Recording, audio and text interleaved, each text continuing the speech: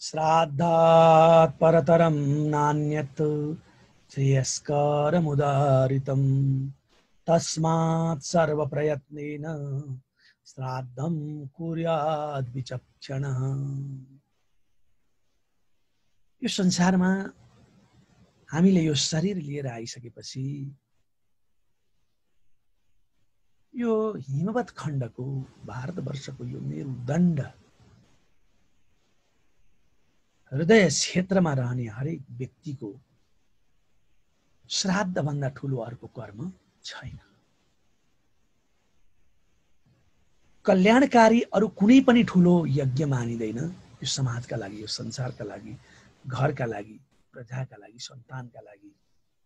तस्मात् सर्व प्रयत्नेन, त्यही भएको हुनाले अत्यन्त प्रयत्नपूर्वक, होसपूर्वक, सचेत भएर श्राद्ध गर्नुपर्छ।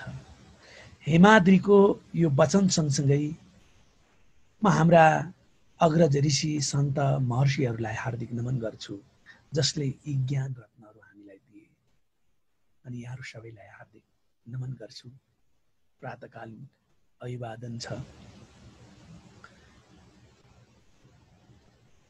म अन्तिम चरणमा आएको छु। सुरश्राद्धको प्रसङ्गमा केही कुराहरू हामीले जान्नै पर्छ भन्ने उद्देश्यले राखिरहेको छु। आध्यात्मिक प्रसङ्गहरू म थप्दै लानेछु। अब श्राद्धलाई लगभग मैले अन्तिम चरणमा पुर्याएको हुनाले यहाँहरूले कसरी लिनुभएको छ जो आफ्नो कुरा हो। जसको रुचि हुन्छ नि, त्यो रुचि हुनेले मात्रै यी कुराहरूतिर ध्यान दिन्छ। रुचिका विषयमा लाग्छ नि त। नाचगान भइरहेको ठाउँमा नाचगानकै रुचि भएका मान्छेहरू जान्छन्। गौशालामा त्यसै विषयमा रुचि भएका मान्छे जान्छन्। मधुशालामा त्यस्तै किसिमका रुचि भएका मान्छेहरू जान्छन्। रुचि नाम वैचित्र्य, अनेक मानिसका अनेक किसिमका रुचिहरू हुन्छन्। तर नगरी नहुने कर्महरू रुचिसँग सम्बन्ध हुँदैन। रुचि लगाउनुपर्छ। एकपटक हुँदैन, दुई पटक हुँदैन, तर अनेक प्रकारले हामीले त्यतातिर हाम्रो ध्यान जानुपर्छ। धेरै मानिसहरूले मलाई जिज्ञासा राखिरहनुहुन्छ, गुरु एउटा रात दिन पूजा गर्ने, अर्चना गर्ने, ज्ञान सत्सङ्ग गरिरहने मानिस छ, अर्को त्यसको विरोध गरिरहने मान्छे छ, एउटा सात्विक भोजन मात्रै गर्छ, एउटा जे पायो त्यही खाने मान्छे छ। के मरेपछि सबै एकै ठाउँमा जान्छन् भन्ने प्रश्न गर्नुहुन्छ के? यसो विचार गर्दाखेरि हो कि क्या हो? आखिर मरेपछि त एकै ठाउँमा गइन्छ नि जस्तो लाग्न सक्छ। तर अध्यात्मको सोच, अध्यात्मको चिन्तन, आत्मतत्त्व बुझेका मनुष्यहरूले यी कुराहरू बुझ्न सक्छन्। सबै एकै ठाउँमा जाँदैन। कोही नरक जान्छन्, त्यो अब पाप कर्म दुष्कर्म गर्नेहरू। नरक जानु भनेको आफूले गरेको कर्मलाई सच्याउनका लागि जाने हो। लुगामा मैलो लाग्यो भने हामी के गर्छौँ? त्यसलाई धोएर शुद्ध बनाउँछौँ। त्यसैले यो आत्माका वरिपरि लागेका ती लेपहरूलाई पखाल्नका लागि त्यो दण्ड होइन। हामीले कारागारमा किन बस्छौँ भन्दा त्यो दण्डको चाहिँ परिष्कार गर्नका लागि, शुद्धि गर्नका लागि त बसिया हो नि हामी, होइन? प्रहरीले पक्रेर लगिसकेपछि किन जेलमा बस्छ मान्छे भने त्यो शुद्धिकरणका लागि। यसलाई हामीले गलत तरिकाले उपयोग गरेको हुनाले बहुत समस्या भएको छ। नरक जान्छन् शुद्धिकरणका लागि। अनि सत्कर्म गर्नेहरू स्वर्ग जान्छन् है। त्यस्तै सत्कर्म गर्नेहरू पितृलोक जान्छन्। देवत्वम स्वात्तिका यान्ति। सात्विक व्यक्तिहरू जसले नचाहिने कुरा खाएको छैन, नचाहिने सङ्कल्प गरेको छैन, कसैप्रति नराम्रो स्वभाव राख्दैन, तिनीहरू सात्विकहरू देवयोनिमा जान्छन्। हामीले गएका प्रसङ्गहरूमा सुन्यौँ। रजोगुण भएकाहरू है, तछाड मछाड गरेर विभिन्न किसिमका कामहरू गर्ने, तर ईश्वरलाई पनि नबिर्सिने, सत्कर्म पनि गर्ने, राग द्वेषहरू प्रशस्त भएका मानिसहरू मनुष्य भएरै फेरि जन्मन्छन्। तिनीहरू पितृलोकमा रहेका हुन्छन्। र तमोगुण भएका मानिसहरू, तामसिक प्रवृत्ति भएका मान्छेहरू, तिनीहरू चाहिँ नि गाई वस्तु होइन, विभिन्न किसिमका तेर्सो हिँड्ने किसिमका जीवहरू भएर जन्मन्छन् भन्ने कुरा आइसकेको छ। त्यस्तै ती पितृहरूमा सात्विक पितृहरू बस्ने अलग छ, सात्विक पितृहरूका पनि त्यहाँ चाहिँ नि फरक फरक समुदाय हुन्छ है। ब्रह्मचिन्तन गर्नेहरू अलग रहन्छन्, याज्ञिकहरू अलग रहन्छन्, तर एक आपसमा उनीहरूको भेट हुन्छ। पितृलोकमा पनि एकै ठाउँमा गजुङ भजुङ बस्ने होइन, त्यहाँ पनि अलग अलग अलग अलग कर्म अनुसारका वासस्थानहरू हुन्छन्। तैँले देखेर आइस र भन्ने प्रश्न पनि उठ्न सक्छ। शास्त्रहरू नबुझिकन, नपुगिकन, नभेटिकन लेखिएका हुँदैनन्। हामीले लेखेका कथा जस्ता होइनन् तिनीहरू। मान्छेलाई आकर्षित पार्न हामीले लेखेका निबन्ध पनि होइनन् तिनीहरू। तिनीहरू त आत्मबोधबाट भएका कुराहरू, व्यासले आँखा बन्द गरेर लेखेका चिजहरू अहिले आएर चरितार्थ हुँदैछ। हामीले श्री देवी भागवतमा कलियुगको चाहिँ वर्णन पढ्यौँ भने त्यो कुरा कसरी व्यास त त्यतिखेरका आजको कुरा भन्छौँ नि, यो भित्रका लागि हिजो आज केही पनि हुँदैन, त्यो सबै समदर्शी हुन्छ। ज्ञान भनेको त्यस्तो चिज हो। त्यसैले ती अलग अलग स्थानमा रहेका हुन्छन्। र गएको प्रसङ्गमा मैले बताएको थिएँ, श्राद्ध आदि कर्महरू डिजिटलबाट नगर्दा राम्रो हुन्छ। सूचनाका लागि त्यो उपयोगी छ,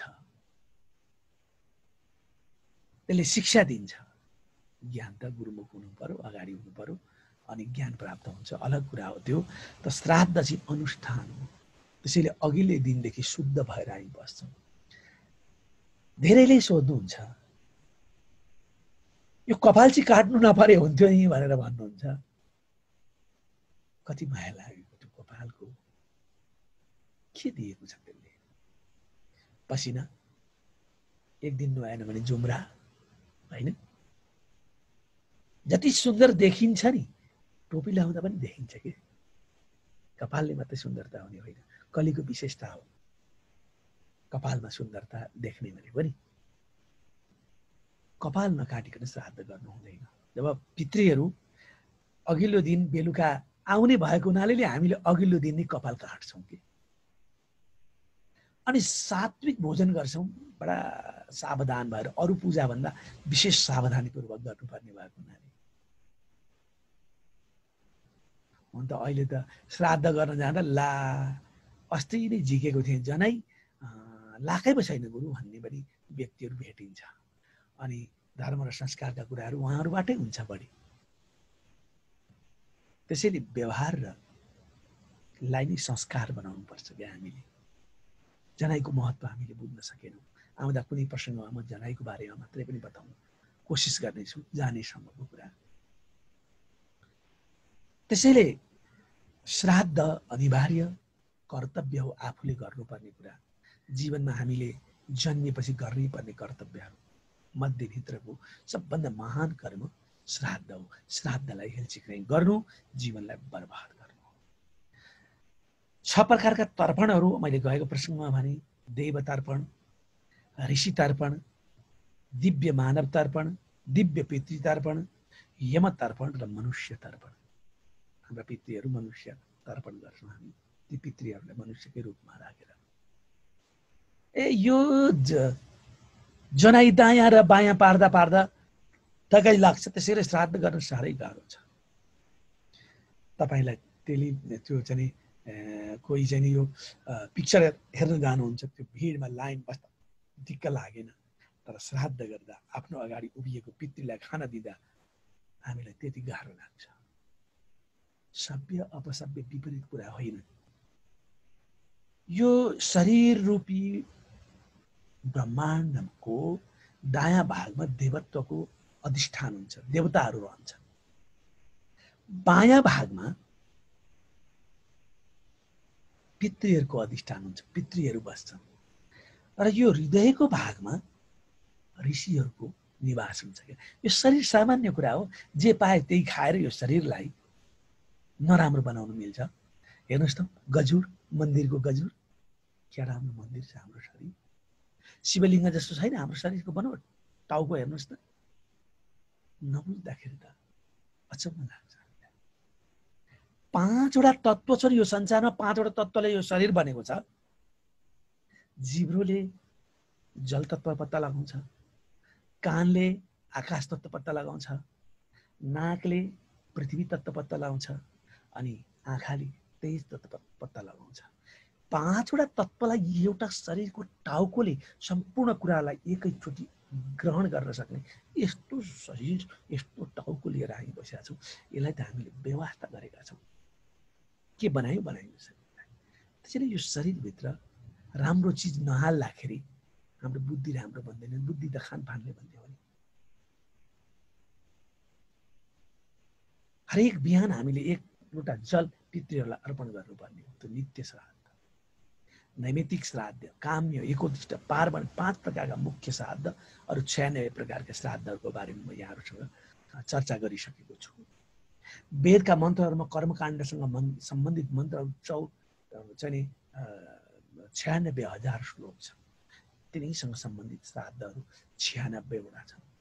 यतातिर त हाम्रो सोच गएको छैन। हाम्रा कुरा खोज्ने आज धेरै धेरै अभाव। हामी साधनाको, हामी चाहिँ एउटा ज्ञानको क्षेत्रमा जन्मिएका थियौँ नि त। विज्ञानले हामीलाई हाम्रो ज्ञान र हाम्रो साधनलाई कहाँ पुर्याइदियो। बडा अलमलमा पुर्याइदियो हामीलाई। त्यसैले शून्य प्रेतपुरी सर्वात, हेर्नुहोस्, जब यो 16 श्राद्ध लाग्छ, यमपुरी पनि शून्य हुन्छ अरे। यहाँ त शास्त्रलाई नै हामीले प्रमाण मान्नुपर्छ कि ज्ञानीहरूलाई गएर सोध्नु पर्यो। उनीहरूको त यो सूक्ष्म शरीरलाई लिएर गएर हेर्न सक्छन्। त्यहाँ बसेका सबै, त्यहाँ चाहिँ पुगेका यमराजको लोकमा पुगेकालाई पनि तर्पण पिण्ड प्राप्त गराउनका लागि ल तिमीहरू जाऊ, कस्ता सन्तान जन्मायो उनीहरूले तिमीहरूलाई दिनेछन् भनेर पठाएको हुन्छ। हामी अनुसारका सन्तान हुन्छन् क्या। हाम्रो मन, हाम्रो बुद्धि, हाम्रो चेतना सप्रिएको छ भने ती सबै कुराको सम्मिश्रण भएर वीर्य पनि चाहिँ संस्कारित वीर्य हुन्छ। अनि जन्मिएको सन्तान पनि के हुन्छ? संस्कारवाला जन्मन्छ, हैन? हामी नै संस्कारले, गलत संस्कारले भरिएका छौँ। आमा बुबा नै सत्कर्मबाट बहिष्कृत छौँ भने अनि हामीले जन्माएको सन्तान योग्य जन्मन्छ। अनि बुबा आमालाई आफू जस्तै सम्झिएर उसले श्रद्धापूर्वक नतमस्तक भएर हार्दिकता प्रकट गर्छ त।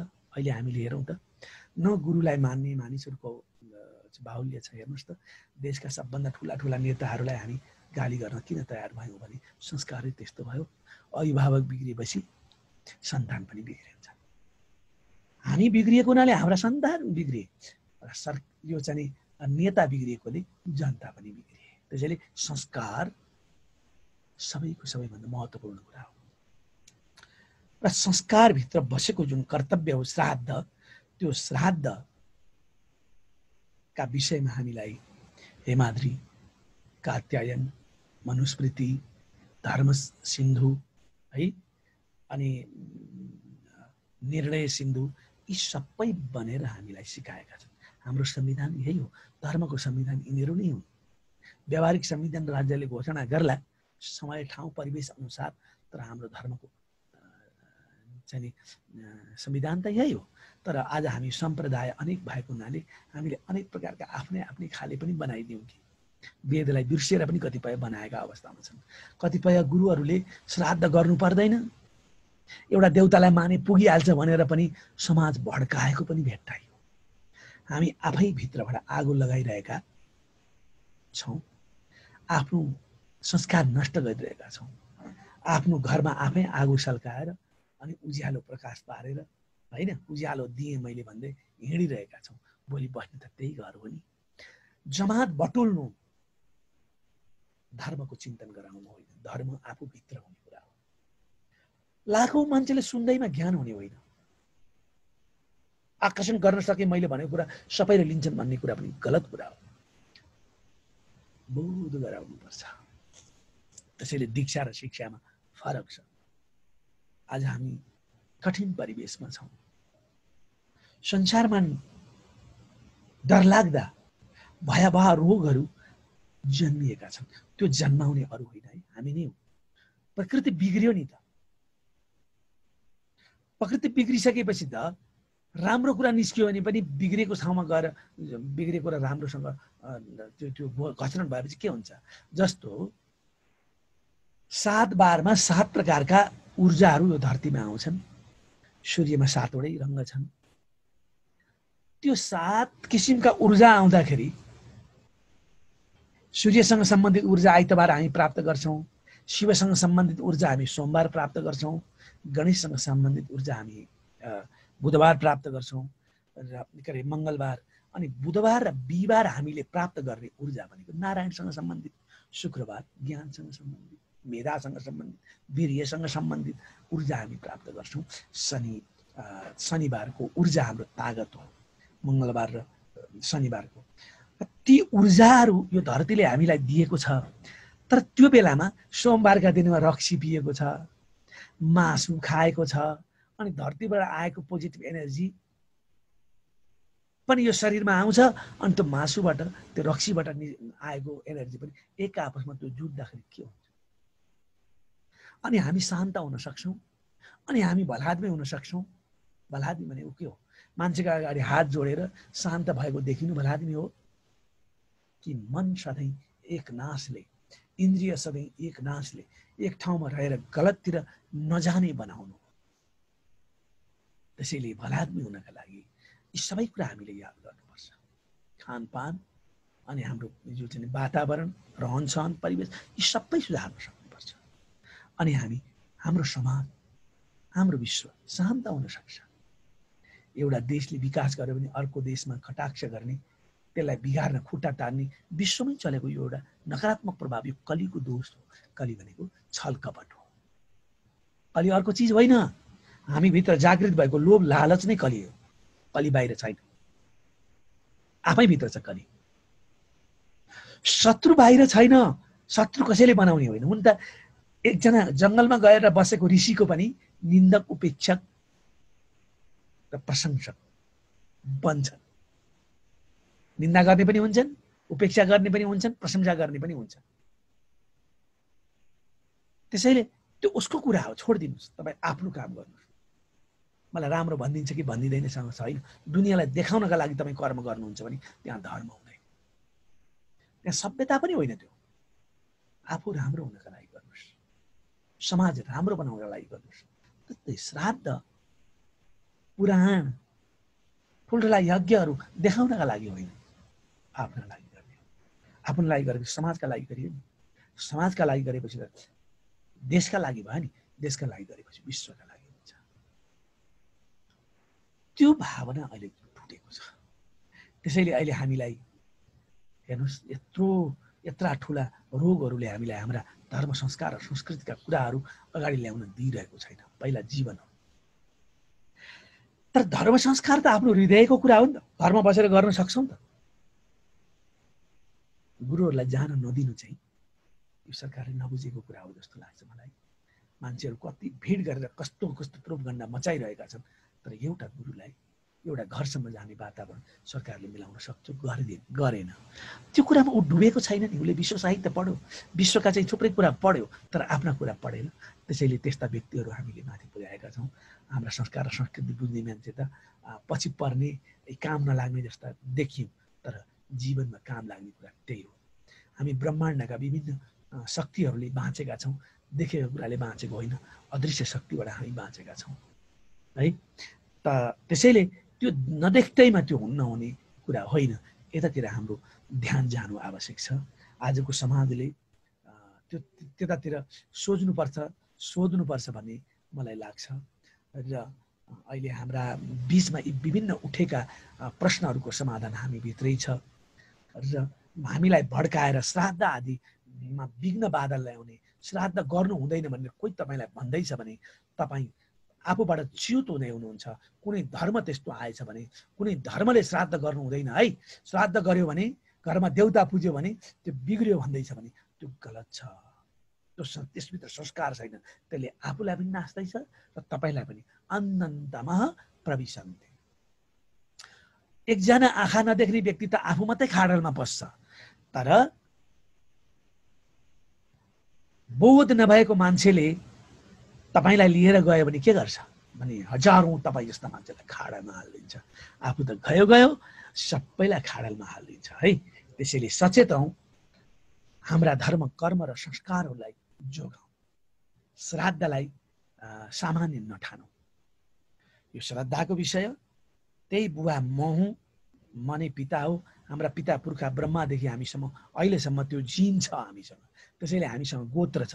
संसारमा यस्ता कुरा कहीँ छैन, भारतवर्षमा मात्रै छ। हाम्रो गोत्र छ। गोत्र अत्रिका सन्तान यहाँसम्म आएको भने मतलब जो पाए त्यहीसँग विवाह गर्ने परिवेशले सिर्जना गरेको होइन। त्यसैले एउटी श्रीमती राख्ने प्रचलन हामीसँग आयो, एउटा श्रीमानसँग बस्ने प्रचलन हामीसँग आयो। यस्ता धर्म र संस्कारहरूलाई हामीले बचाउने यो सभ्यता संसारको सबभन्दा महान सभ्यतामा हामी छौँ। त्यसैले यो सभ्यतालाई जोगाउनका लागि हामी लागेनौँ भने अर्काले ती जोगाइदिने छैन। संसारबाट आएर विभिन्न किसिमका पहिरन गरेर